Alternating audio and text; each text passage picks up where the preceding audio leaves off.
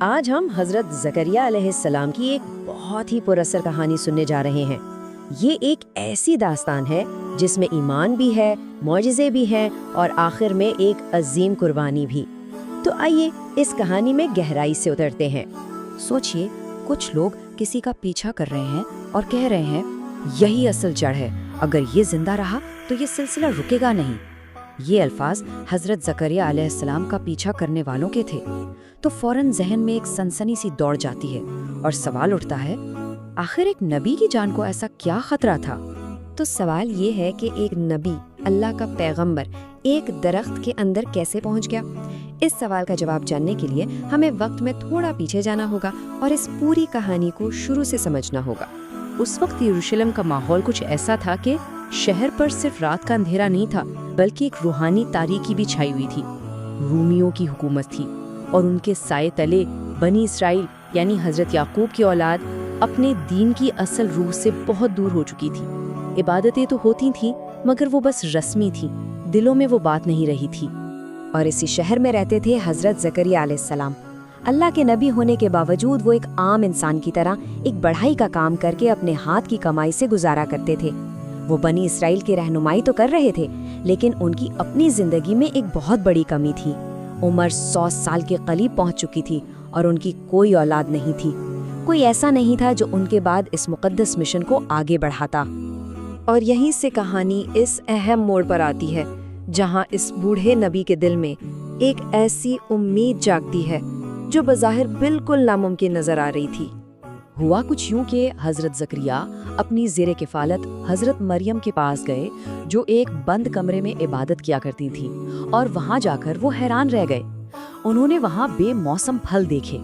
جب انہوں نے پوچھا مریم یہ کہاں سے آئے، تو انہوں نے جواب دیا یہ اللہ کی طرف سے ہے۔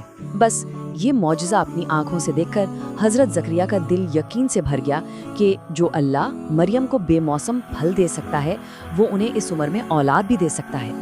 اور اسی یقین کے ساتھ ان کے دل سے یہ دعا نکلی، اے میرے رب، میں نے تجھے جب بھی پکارا تو نے مجھے کبھی مایوس نہیں کیا۔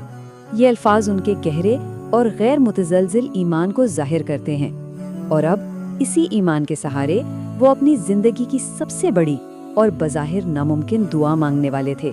انہوں نے کوئی شور نہیں مچایا، اونچی آواز میں دعا نہیں کی، بلکہ بالکل خاموشی سے دل ہی دل میں اپنے رب کو پکارا، جیسا کہ قرآن میں بھی ذکر ہے۔ انہوں نے اللہ سے ایک ایسا بیٹا مانگا جو صرف ان کا وارث نہ ہو، بلکہ آل یعقوب کی اس روحانی میراث کو بھی سنبھالے اور آگے بڑھائے۔ تو آئیے اب دیکھتے ہیں کہ اس خاموش اور دلی دعا کا جواب کیسے آیا، ایک ایسے معجزے کی صورت میں جس نے سب کچھ بدل کر رکھ دیا۔ اللہ تعالیٰ نے خود ان کے بیٹے کا نام یحییٰ رکھا۔ اس نام کا مطلب ہے زندہ کرنے والا، اور اس نام میں ایک بہت گہرا اشارہ تھا۔ گویا یحییٰ کو بھیجا ہی اس لیے گیا تھا کہ وہ یروشلم کے روحانی طور پر مردہ ہو چکے معاشرے میں ایمان کی روح پھونک دیں، بالکل اپنے نام کی طرح۔ یہ خوشخبری بھی بڑے خاص انداز میں آئی۔ حضرت زکریا عبادت میں کھڑے تھے کہ حضرت جبرائیل علیہ السلام ظاہر ہوئے اور انہیں نہ صرف بیٹے کی بشارت دی، بلکہ یہ بھی بتایا کہ وہ بچہ کوئی عام بچہ نہیں ہوگا، بلکہ ایک سردار، پاک دامن اور اللہ کا نیک نبی ہوگا۔ اور پھر دنیا کے تمام اصولوں اور اسباب کے خلاف اللہ کا وعدہ پورا ہوا۔ حضرت زکریا کی عمر، ان کی بیوی کا بانجھ پن، کوئی چیز اللہ کی قدرت کے سامنے نہ ٹھہر سکی۔ جس طرح مریم کے کمرے میں بے موسم پھل ایک معجزہ تھا، ویسے ہی یہ معجزہ اب حضرت زکریا کی اپنی زندگی میں حقیقت بن چکا تھا۔ لیکن جب حق ظاہر ہوتا ہے تو باطل سے اس کا ٹکراؤ لازمی ہوتا ہے۔ اب کہانی اس تصادم کی طرف بڑھ رہی ہے جو نئے نبی حضرت یحییٰ کے سچے پیغام کی وجہ سے پیدا ہونے والا تھا۔ حضرت یحییٰ علیہ السلام نے بچپن ہی سے حق کا علم بلند کیا۔ ایک طرف وہ تھے جو اللہ کے قانون کی بات کرتے تھے، اور دوسری طرف تھا وقت کا ظالم بادشاہ ہیرودیس، جو اپنی خواہشات کا غلام تھا۔ حضرت یحییٰ نے اس کے ظلم اور گناہوں پر کھل کر تنقید کی، جس کی وجہ سے ایک سیدھا ٹکراؤ پیدا ہو گیا۔ اور ہوتا وہی ہے جو اکثر ہوتا ہے، جب سچائی طاقتور کے لیے خطرہ بن جائے تو طاقتور اسے ختم کرنے کی کوشش کرتا ہے۔ حضرت یحییٰ کو بادشاہ کے سامنے سچ بولنے کی قیمت اپنی جان دے کر ادا کرنی پڑی، انہیں شہید کر دیا گیا۔ تو حضرت یحییٰ تو شہید ہو گئے، लेकिन जालिमों का गुस्सा अभी ठंडा नहीं हुआ था। अब कहानी का दायरा मुकम्मल हो रहा है और हम ठीक वहीं वापस आ रहे हैं जहाँ से हमने ये किस्सा शुरू किया था, यानी हजरत ज़करिया के ताक़ुब पर। ये एक बहुत ही दिल दहला देने वाला मंजर है। जालिम बादशाह के सिपाही हजरत ज़करिया को ढूंढते हुए एक बाग में पहुंचे। उन्होंने भागकर एक दरख्त के पास पनाह ली और अल्लाह के हुक्म से वो दरख्त फट गया और हजरत ज़करिया उसमें समा गए, लेकिन उनके कपड़े का एक छोटा सा हिस्सा बाहर रह गया।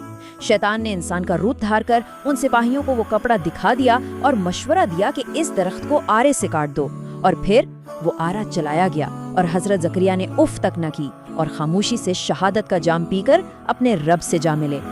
तो ये कहानी यहाँ ख़त्म होती है, लेकिन अपने पीछे एक बहुत बड़ा सवाल छोड़ जाती है।